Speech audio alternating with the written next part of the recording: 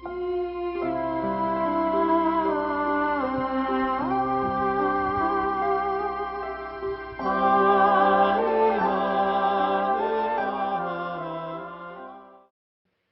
vamos já para o segundo trabalho dessa tarde, já estamos aqui com o tempo em cima. Eu queria chamar o nosso amigo Jader Sampaio, que está mais uma vez conosco, vai ter a oportunidade de conduzir o nosso segundo trabalho.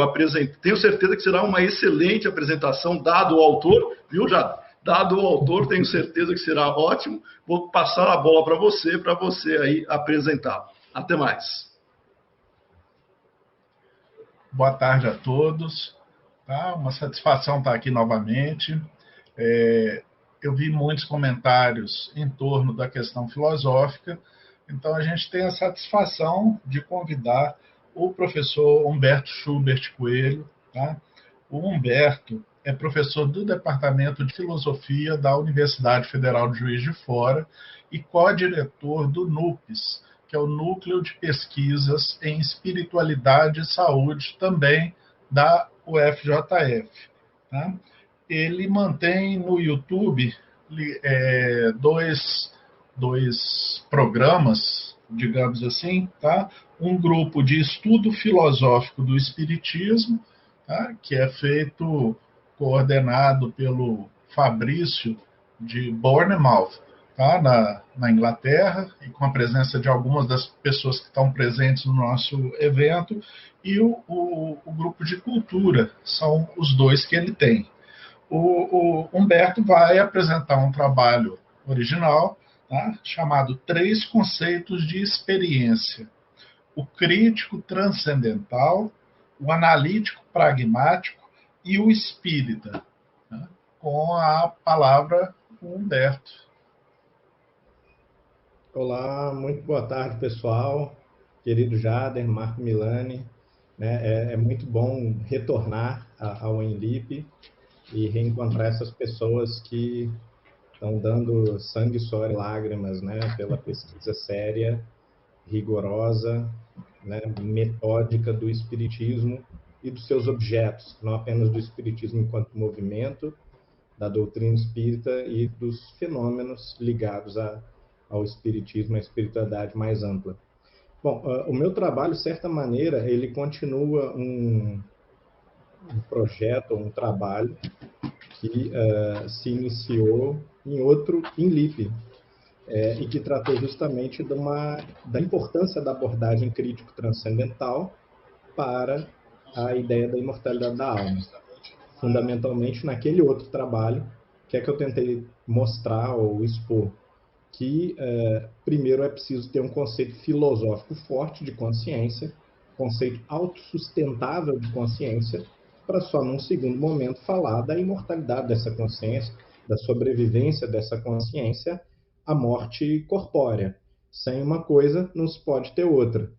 Porque há abordagens empíricas, ou melhor ainda, empiricistas, né, empiristas, que elas, de alguma maneira, tentam ignorar a necessidade dessa fundamentação da consciência.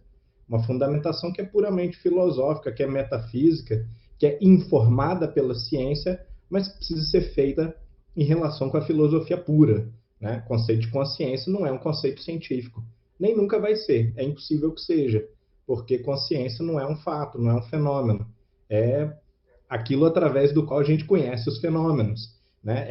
É o sujeito olhando, o eu olhando para a natureza e não a natureza observada, né? Passiva, analisada, por assim dizer. Então, nesse sentido, a gente ganha mais lendo Descartes ou Kant do que lendo qualquer livro de ciência. E embora esse conceito ele tenha as suas limitações intrínsecas, e todo esse modo de filosofar tem as suas limitações, é necessário fazê-lo. Hoje nós vamos fazer uma aplicação, de certa maneira, desse conceito e também de alguns problemas da filosofia analítica e da filosofia pragmática, a gente pode dizer assim, no pacote geral, filosofia analítica, ou a tradição filosófica de língua inglesa, americana principalmente e britânica, em face do conceito de Allan Kardec, né, que o Alexandre expôs aqui maravilhosamente, precisa ser referido se o nosso trabalho quer falar do espiritismo. Muito bem, eu estou aqui agora tentando encontrar a minha tela. Eu acho que é isso aqui mesmo, né? Compartilhar a tela. Bom, eu gostaria de começar o meu trabalho observando a importância do recurso humano na pesquisa. Essa é uma foto de um dos INLIPs. Nós podemos ver aqui uma das ferramentas fundamentais de uma pesquisa científica séria, que é a rede de pessoas, né? As pessoas envolvidas e o relacionamento entre as pessoas. Isso é muito importante, porque sem esse fluxo de ideias, pessoal, recursos, que são recursos humanos, nós não temos pesquisa em nenhuma área. Então, vamos observar melhor e mais a importância dessa rede de contatos, que ainda é muito precária, muito lacônica, tá? Há regiões inteiras aí que não se fazem representar nas instituições e nos eventos. Bom, começando então a analisar o problema em tela hoje, a gente pode dizer metafisicamente que só tem basicamente dois modos de se explicar a origem de todas as coisas. Aliás, metafísica é isso, é a busca das origens, dos princípios primeiros, né? E, tradicionalmente, na tradição filosófica, essas origens têm sido apresentadas de maneira materialista ou espiritualista, né? O que é o materialismo?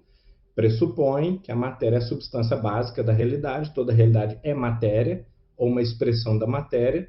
Pensamentos, portanto, são formados por um órgão chamado cérebro. O segundo modelo afirma ou pressupõe que espíritos são a substância básica da realidade e que a matéria não é mais que uma espécie de pensamento posto, ultimamente por Deus, né, que é a substância espiritual primária. Bom, na história da filosofia, a gente pode dizer assim que, grosso modo, 90% dos pensadores, principalmente dos clássicos da filosofia, foram espiritualistas. E aproximadamente 10%, pelo menos até o século XX, foram materialistas. Aparentemente, essa proporção mudou, mas, a bem da verdade, as pesquisas quantitativas mostram que aproximadamente 50% dos acadêmicos continuam acreditando em Deus e imortalidade da alma, o que significa que, portanto, não houve exatamente uma inversão dessa proporção, mas uma diminuição da proporção de espiritualistas. Bom, isso diz alguma coisa a respeito das crenças médias, né, dos pensadores, particularmente dos filósofos, mas também dos cientistas, que seguem tendências parecidas. Bom, materialismo e espiritualismo, contudo, são posições consolidadas e sintéticas sobre a natureza da realidade. São posições sintéticas no sentido de serem muito resumidas, tá? Essas posições dependem de fundamentos que partem da pergunta sobre o funcionamento básico da realidade, sua ligação com o discurso e a compreensão. Quer dizer, aquela questão socrática, né? Como é que o ser humano fala sobre a realidade sem falar ao mesmo tempo e junto sobre o que é ser humano, como o ser humano aprende, por que o ser humano se coloca essas questões, essas perguntas. O nome que a fundamentação do espiritualismo recebe na tradição é idealismo. Então, perspectiva idealista é aquela que tenta dar fundamentação lógica para o que popularmente nós chamamos de espiritualismo. O idealismo é um projeto filosófico típico de busca por fundamentação última, ou seja, é essencialmente um programa metafísico, quase identificando-se com a metafísica em sua natureza recursiva, né? Refletir sobre si mesmo, sobre a própria atividade. E metadiscursiva, quer dizer, falar sobre o discurso, sobre como que o discurso é possível. O materialismo, por sua vez, ao contrário, tende a ser um pressuposto sobre a condição autoevidente, né? É óbvio que só existe a matéria, né? Não é necessário fundamentar que a matéria é tudo que existe, ou que não tem necessidade de fundamentação, né? É autoevidente ou que não tem necessidade de fundamentação. Porque na tradição filosófica, os materialistas, em geral, eles estão ligados a movimentos antimetafísicos, como o positivismo. Ou seja, eles, em geral, não acreditam que seja possível oferecer fundamentação metafísica. Então, de maneira geral, metafísica está fortemente ligada ao espiritualismo, portanto, ao idealismo, e a antimetafísica está fortemente ligada ao materialismo, né, de maneira geral. Bom, há também uma outra coisa que precisa ser considerada no nosso trabalho, que é a evolução do conceito de experiência. A gente poderia dizer quase que do fato, na Grécia Antiga, passando na filosofia moderna pelo sensualismo, quer dizer, a observação de como meus olhos, ouvidos percebem a realidade, né? Captam as coisas, e como é que minha memória retém essas coisas. Até que, finalmente, em Immanuel Kant, né, filósofo muito importante para a modernidade, a experiência ela passa a ser entendida como algo constituído pelo sujeito, não apenas recebida da realidade. Eu não tenho experiência de uma coisa que está acontecendo, mas a minha mente ela formata de acordo com o seu modo típico de perceber a realidade. Depois de Kant, Goethe, que alguns acreditam que foi só um poeta, mas foi também um cientista natural, tinha um modelo de ciência para a sua época, né? Ele vai dizer que experiência é um tipo de relacionamento entre mente e coisa, né? Minha mente tem características, a coisa tem características, e a experiência é uma média da mente e da coisa relacionando-se uma com a outra. Então, ele mistura esse caráter ativo de Kant com uma revelação da própria natureza. A natureza fala, por assim dizer. Por fim, a gente tem Hegel, né, o pensador mais importante para a constituição das ciências humanas e de um pensamento mais sociológico. Para Hegel, experiência ela é mediada sempre pela cultura. Então, você nunca tem uma experiência pura com nenhum objeto, porque a linguagem, os conceitos, os valores, os referenciais são sempre culturais e sociais. Ou, como ele diz, né, são intersubjetivos, né, são várias pessoas entendendo através da língua alguma coisa segundo certas referências que não são suas, não são individuais, como provavelmente Descartes achava, mais ou menos, né, ou Locke, mas sim são referências coletivas. Bom, como resultado, o conceito de experiência deixou de ser sensual para ser uma vivência processual e evolutiva da consciência em contato com a sua comunidade, né? E aí a conclusão de Dieter Henrich, né, um filósofo já do século XX e XXI, subjetividade está estreitamente ligada à pergunta sobre a legitimidade de um comportamento que sozinho esteja no centro da perseguição de interesse de autopreservação e autopromoção. Essa linguagem técnica quer dizer que a subjetividade ela é basicamente a função da nossa inteligência, da nossa razão, que pergunta qual é o sentido da minha vida. Para que estou aqui? O que eu estou fazendo? Né? Bom, passando à tradição analítica da filosofia, ou a gente poderia dizer de língua inglesa, que é bem diferente dessa tradição idealista e transcendental, a gente tem que observar, por exemplo, que Bertrand Russell, um pensador ateu importante, fez uma crítica à religião muito pertinente. A religião usa muitas vezes uma fala ambígua, vaga, que explora a falta de clareza. Como, por exemplo, tudo é um. Dizer que tudo é um não diz basicamente nada. O que significa isso? Se eu tenho a experiência de cadeira, essa experiência é completamente diferente da experiência de banana, que é completamente diferente da experiência de passarinho, ou de copo d'água, ou de pessoa, então dizer que tudo é um diz alguma coisa que nega basicamente uma grande parte da nossa experiência de que as coisas são diferentes e não são unas. Então, de que maneira você quer dizer que as coisas são unas? Ou estão ligadas, ou estão unificadas? Seria preciso aclarar isso, mas, em geral, religiosos não aclaram isso.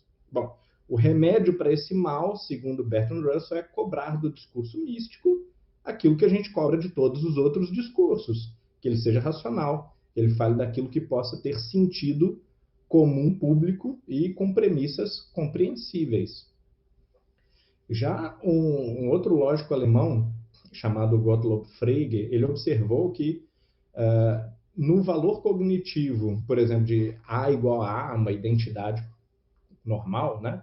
Existe uma diferença em relação a A igual a B. Bom, quando eu digo A igual a B, o que eu quero dizer, na verdade, é que B é igual a A e, portanto, A igual a B é a mesma coisa, mais ou menos, que A igual a A.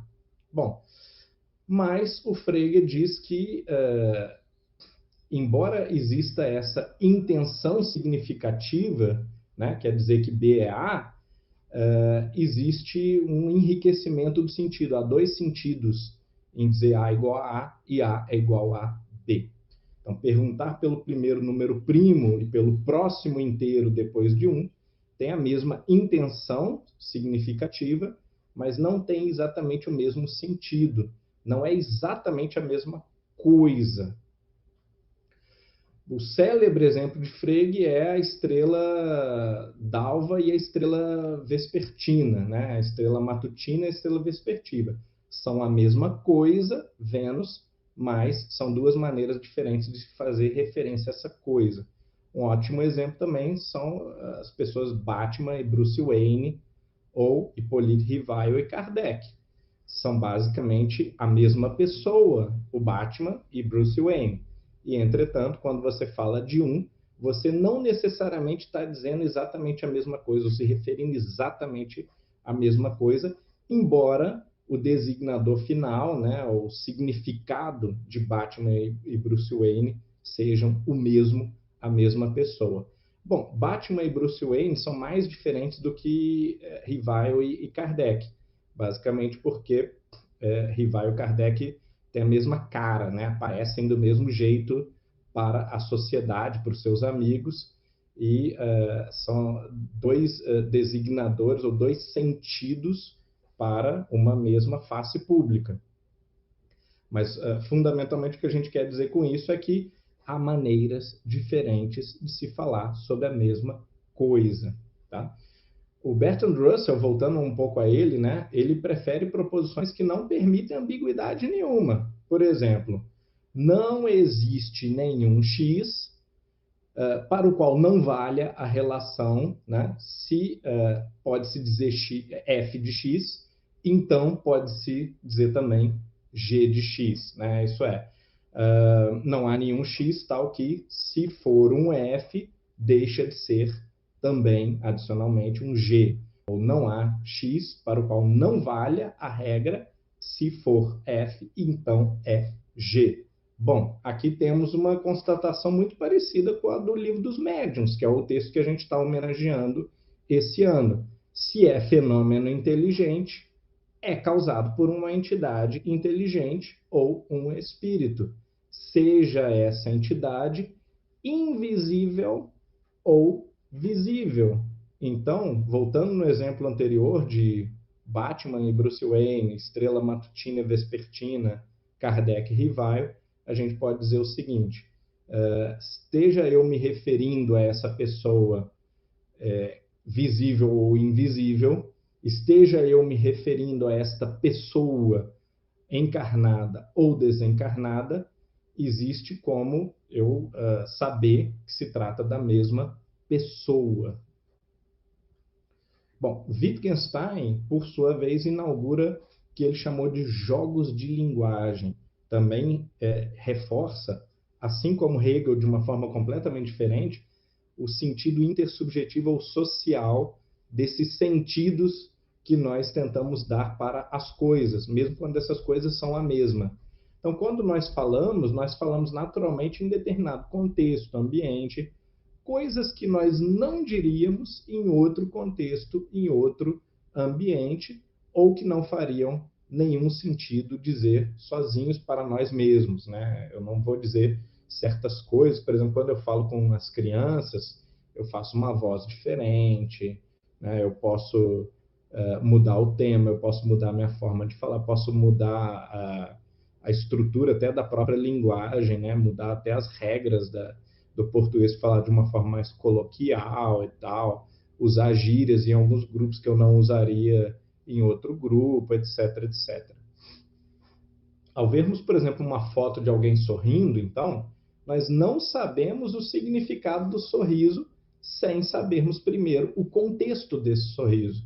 Nós sabemos, no máximo, que alguém está sorrindo. Ok, é o mesmo sorrir de ironia, de sarcasmo ou de alegria, ou por flerte, é o mesmo sorriso, mas o significado desse gesto para nós ele muda completamente conforme aquilo que estiver ali em jogo no contexto. Então, nós trocamos mensagens curtas, por exemplo, hoje nos famosos aplicativos sociais, né, com certas carinhas para ajudar a colocar um contexto que pode ser que as pessoas hoje, na inexistência das cartas mais longas, de uma cultura escrita, ou também por conta da rapidez com que se escrevem, as pessoas não percebem facilmente o contexto e elas viram e acham que você foi desrespeitoso ou que você está debochando delas, você coloca uma carinha sorridente para parecer assim, olha, é só uma piada, né? É para a gente rir junto, não estou tentando te humilhar, alguma coisa mais ou menos assim. Ou seja, você tenta pôr um rosto para justamente ajudar o seu leitor a entender qual é o contexto daquilo que você está falando. A única forma de lidar efetivamente com a questão do significado é partir da ponta oposta, portanto, ao que as palavras significariam num sentido utópico e ideal, e buscar o seu contexto, né? Ver como que elas estão tramadas no seu próprio contexto. Por exemplo, quem fala casa precisa dizer se fala de casa enquanto uma residência de uma família ou num contexto mais específico, como o Congresso é a casa do povo, a Câmara dos Vereadores é a casa do povo, ou a casa de Deus provavelmente é um templo. Então, quer dizer, nesse contexto específico, o significado de casa vai ter, ele vai ser diferente daquilo que a gente refere quando a gente diz casa da minha família, por exemplo. Não há sentido em cobrar ou esperar de alguém a compreensão de um discurso religioso se essa pessoa não tiver vivências religiosas correspondentes, vivências dos significados contidos no discurso. A pretensão de se provar a existência de Deus por meio da argumentação, por exemplo, seria um mau dimensionamento desse discurso. Né? Pessoas religiosas são pessoas que possuem certas experiências e vivências religiosas e que, com base nessas vivências e experiências, elas veem sentido em mudanças comportamentais que enfatizam ou se harmoniam com a visão de mundo compatível. Então, elas veem também sentido certas palavras que vão emocioná-las ou ter significado claro, para o ateu não tem significado nenhum. William Crookes, falando mais ou menos disso, no seu pesquisa de fenômenos do espiritualismo, né, Research in Phenomenal Spiritualism, ele vai dizer o seguinte, resumidamente, eu posso falar de astronomia, de química ou de física, ser chamado de brilhante, gênio, sábio, e no momento que eu falo sobre fenômenos mediúnicos, sobre fenômenos espirituais, eu sou chamado de velho gagá, de senil, de louco, de estúpido, de ingênuo ou de burro. Pelas mesmas pessoas. Quer dizer, as mesmas pessoas que me chamam de sábio, gênio e brilhante em relação a qualquer outro assunto, elas me chamam de estúpido, gagá ou senil quando eu falo de fenômenos espirituais. Então, a pessoa continua a mesma, o método, procedimento de análise continua o mesmo, mas o entendimento contextual das pessoas mudou quando eu tiro a capa do químico, do físico, e ponho a capa do pesquisador espiritualista. Né? Isso é o suficiente para que, aos olhos dessas pessoas, eu me torne insano, estúpido ou senil. Humberto, estamos chegando na hora, viu? Perfeito. Não, estou finalizando já. Tranquilo. Bom, Kardec, né, para os 2 últimos slides, Kardec vai separar, então, os fenômenos espíritas em físicos e inteligentes. Os fenômenos físicos, eles são menos controversos, só que eles têm uma desvantagem.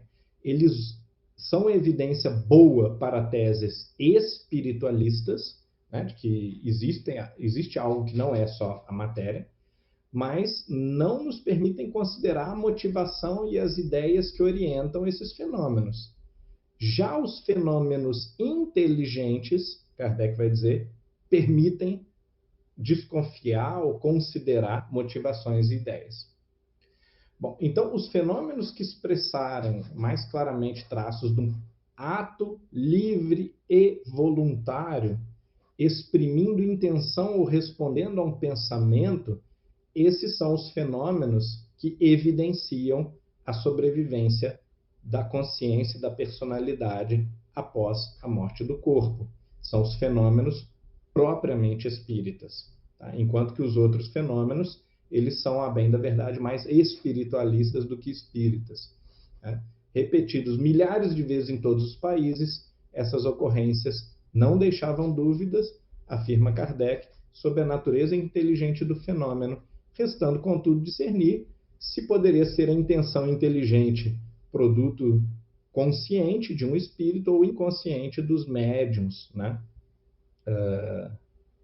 A tese espírita nasce, então, quando esses mesmos fenômenos, cuja veracidade se havia certificado por descarte da fraude, de cuja inteligência se havia certificado por averiguar-se um caráter intencional e proposital naquela comunicação, apresentam também comportamento, ideia e intenções contrários aos presentes da reunião mediúnica, muitas vezes através de meios como idiomas ou técnicas que os presentes não possuíam, portanto não podem ter telepaticamente ou de alguma outra maneira psíquica transmitido. Como é que para aqui? Parou a apresentação, né? Bom, então eu agradeço e eu espero que tenha sido interessante e que essa apresentação justamente ela tenha evidenciado a dificuldade social, cultural, de nós falarmos desses fenômenos, porque o sentido daquilo que nós estamos descrevendo nem sempre será o mesmo num contexto materialista e num contexto espiritualista. Humberto, me senti como se estivesse assistindo o William James falando da psicologia no início do século XX. Tá? Espero que tenha o mesmo impacto essa sua apresentação. Tenho um abraço para você do Kardec Group, da Inglaterra, tá? E vamos lá, tem uma série de perguntas aqui. Vamos tentar ser objetivos. Então, a primeira é do Ricardo Alves da Silva, do Espírito Santo. Ele começa: tudo é uno, que foi uma citação feita por você, se equipara a nada acontece sem a vontade de Deus, ou tudo tem explicação em alguns discursos espíritas? Bom, brilhante, Ricardo, porque quando a gente diz tudo é uno, a gente não está necessariamente dizendo uma bobagem ou uma coisa que não é verdadeira. Pelo contrário, me parece que as três frases que você levanta, elas são frases potencialmente verdadeiras, mas que exigem contextualização. Você precisa contextualizar exatamente sobre o que você está falando, de que maneira, segundo qual aspecto as coisas são as mesmas ou estão intimamente ligadas, porque quando a gente olha para diferentes coisas no mundo, é muito óbvio que elas não são rigorosamente a mesma coisa. Uma banana é uma banana, um passarinho é um passarinho, uma nuvem é uma nuvem, né? Não são a mesma coisa. Então, do que é que você está realmente falando quando você diz que tudo é um? Da mesma maneira, outras frases genéricas como essa, elas precisam ser cuidadosamente contextualizadas, mas a crítica do Bertrand Russell aos religiosos é que as pessoas não fazem isso. Elas jogam esses chavões a esmo e a partir daí, né, da confusão mental de não especificar nada sobre o que nós estamos falando, faz-se aí algum tipo de discurso emocional apenas ou obscuro propositalmente. Ele pergunta ainda mais em cima disso, ou seja, somos coerentes quando simplificamos alguns fenômenos da sociedade com explicações espíritas incompletas ou não amadurecidas? Nossa, outra pergunta muito pertinente, mais pesada, né? Eu concordaria com, acho que a sua intenção com essa pergunta quer dizer não somos coerentes, porque a vida, ela evidentemente, ela é muito complexa, ela dificilmente se encaixa em fórmulas, em chavões, em frases feitas, embora isso possa ajudar o nosso pensamento a se apoiar numa determinada direção, a verdade é que nós temos que respeitar todos os fenômenos como hipercomplexos, ricos, diversificados, surpreendentes, né? Os fenômenos estão sempre nos surpreendendo, a vida está sempre nos surpreendendo. O espiritismo surgiu disso, o espiritualismo moderno surgiu disso, né? De pessoas que foram apanhadas pelos fenômenos, não estavam esperando aqueles fenômenos, não imaginavam que aqueles fenômenos iam aparecer e se manifestar da forma que se manifestaram. Então, uma coisa absolutamente fundamental na pesquisa científica sobre a realidade espiritual é que nós devemos estar tão humildes em relação à precariedade do nosso conhecimento que nós estejamos sempre muito abertos para surpresa, para novidade, para que aquilo que a gente acha seja desdito e negado. Então, é uma pergunta que a gente deve se fazer enquanto espiritualistas ou espíritas ou estudantes do espiritismo, se nós estamos abertos à contestação daquilo que a gente acredita o tempo todo, estamos preparados para novidade, para novos fatos que acrescentam ou que mudam o nosso saber sobre a realidade espiritual. Bom, vamos agora à questão do Gilmar Trivelato. Tá? Humberto, Kardec apresenta espírito como algo objetivo e que pensamento age e apresenta que pensamento age sobre a matéria. Assim, a visão espírita não seria uma superação dialética da contradição materialismo versus idealismo? Grande questão, Gilmar. Eu tentei tratar disso no meu artigo. Eu acho que vale a pena a gente voltar nessa questão, porque tradicionalmente, inclusive no meio espírita, na filosofia espírita, essa questão é discutida segundo os termos do monismo e do dualismo. Então, o dualismo seria a crença de que matéria e espírito são duas coisas completamente diferentes que não se relacionam. O monismo seria a crença de que, bom, tem que haver um fundamento comum para as duas coisas. Então, ou bem as duas coisas são a mesma coisa em degraus diferentes, em uma hierarquia, né, degrau de uma hierarquia, ou essas duas coisas elas derivam de uma terceira.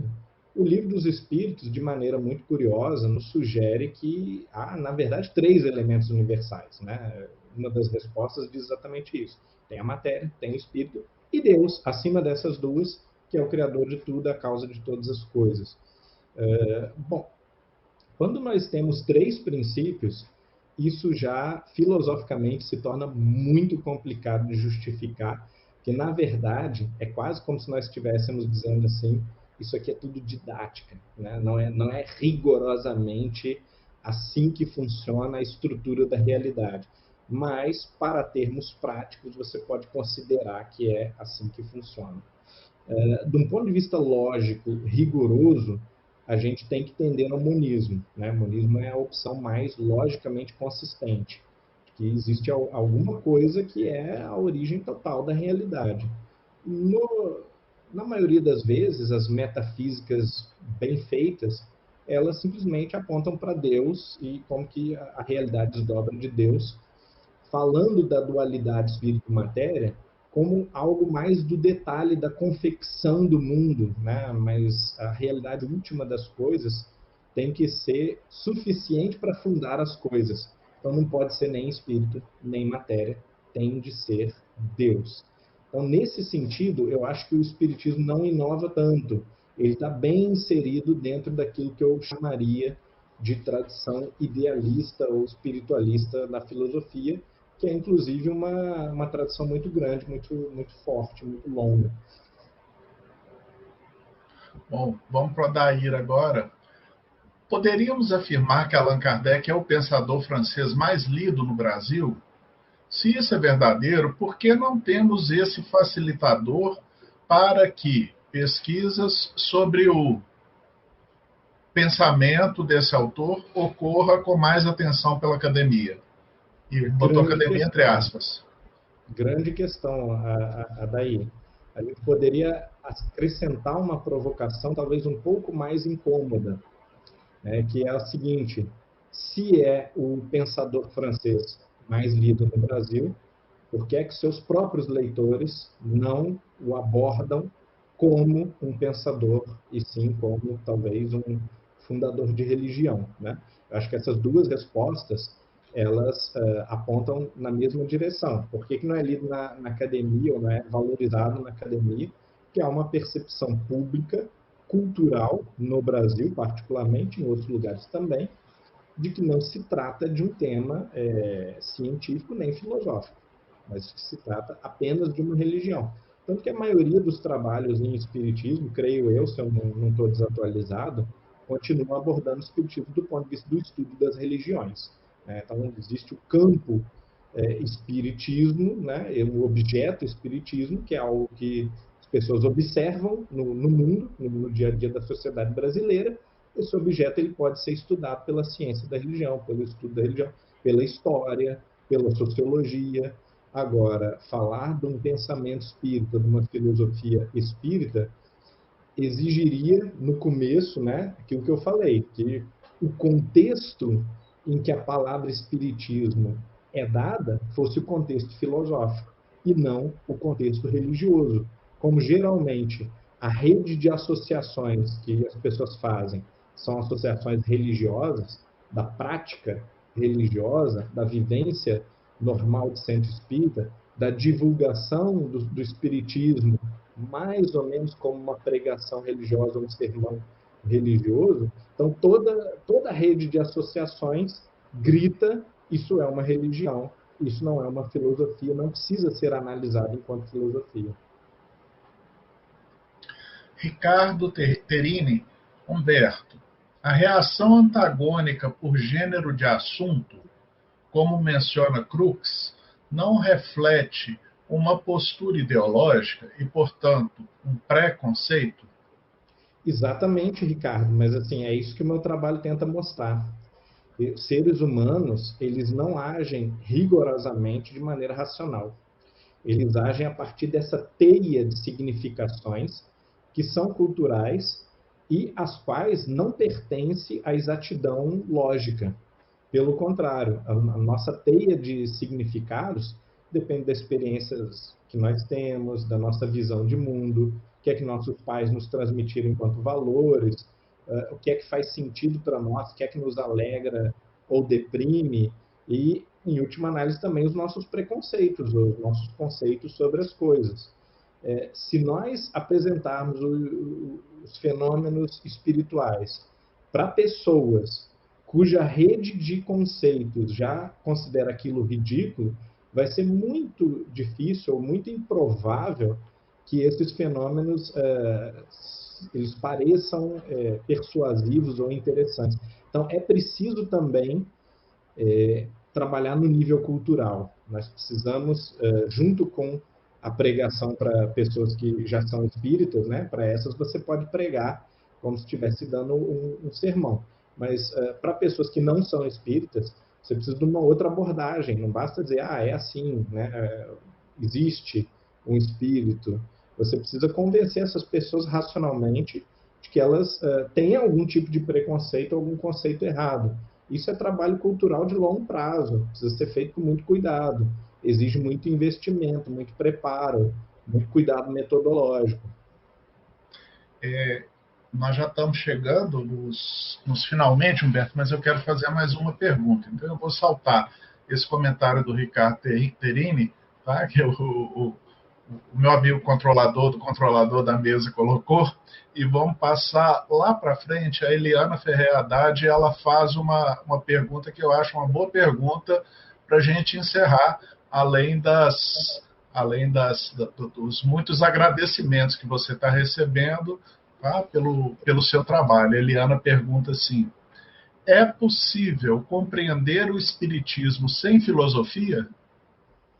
Olha, Eliana, grande pergunta também, né? Hoje nós tivemos assim perguntas que elevaram muito a qualidade da minha exposição, porque as perguntas me permitiram aclarar e melhorar, né, a minha compreensão até do tema. Eu diria que é impossível compreender o Espiritismo sem filosofia, fundamentalmente porque o Espiritismo é um tipo de filosofia, ou pelo menos é parcialmente uma filosofia, parcialmente filosófica. Eu diria que o percentual, né, de filosofia no Espiritismo, para usar uma metáfora, claro, né, não tem como a gente quantificar isso, mas é um percentual maior do que o percentual de religião ou de religiosidade ou ciência dentro do Espiritismo. Diria que, essencialmente, é uma proposta filosófica. Agora, com a pesquisa dos documentos de Kardec, nós temos um documento de Kardec se auto-apresentando como filósofo, né, como escritor de livros de filosofia. Eu gostei muito de encontrar esse documento, né, porque é encontrar o próprio Kardec se apresentando não como um escritor de livros de religião, não como um revelador, não como o criador do Espiritismo, mas como escritor de livros de filosofia. Quer dizer, ele se auto-apresentando como alguém que faz interpretação filosófica, né, ou análise filosófica dos comunicados mediúnicos. Isso é muito interessante, né? Ajuda a gente a situar melhor a nossa compreensão do Espiritismo, como o próprio Kardec entendia o Espiritismo. Uma outra pesquisa muito relevante de se fazer. O que Kardec entendia por Espiritismo, o que Kardec achava que era o Espiritismo, até que ponto isso ainda é o que nós achamos que é o Espiritismo, como deve ser feito, qual é o seu método, né? De que maneira ele se desenvolve ou se desdobra. Mas, junto com essa questão do terreno, né, muito importante, né, nós podemos até considerar Kardec um codificador, um revelador, o que nós quisermos, né, uma referência moral, e ele é um pouco tudo isso, com certeza. Mas se nós suprimimos o aspecto filosófico, nós deixamos de considerar Kardec um pensador com méritos próprios, nós, de alguma maneira, não apenas apagamos o caráter filosófico do Espiritismo, transformando ele numa catequese ou numa dogmática, numa doutrina no mau sentido da palavra, né? Uma doutrina dogmática, como outra qualquer, como outra religião qualquer, mas nós também retiramos do Espiritismo a base para aquilo que Kardec entendia ser o tipo de fé espírita, o tipo de religiosidade ou espiritualidade espírita, que é uma religiosidade, uma fé, uma espiritualidade baseadas em fatos e em argumentos racionais. Né? Aqui tem a força persuasiva que leva o sujeito a ter convicção no espiritismo, na justiça de Deus, na vitória do bem sobre o mal, na evolução, etc, etc, etc. Ela é a força dos fatos e a força dos argumentos filosóficos racionais. Não é a força de uma fé que se tem porque se tem, né? O que o sujeito tem simplesmente porque essa fé foi comunicada a ele, porque foi avisado que há alguma coisa, né? Inclusive, Kardec reiteradamente, de certa maneira, diminui e ridiculariza essa fé como uma fé que não faz mais jus à era científica, à era moderna. Ok. Estamos encerrando a nossa parte e obrigado, Humberto, por ter submetido o trabalho, vindo discutir conosco. Tá? Eu que agradeço, gente.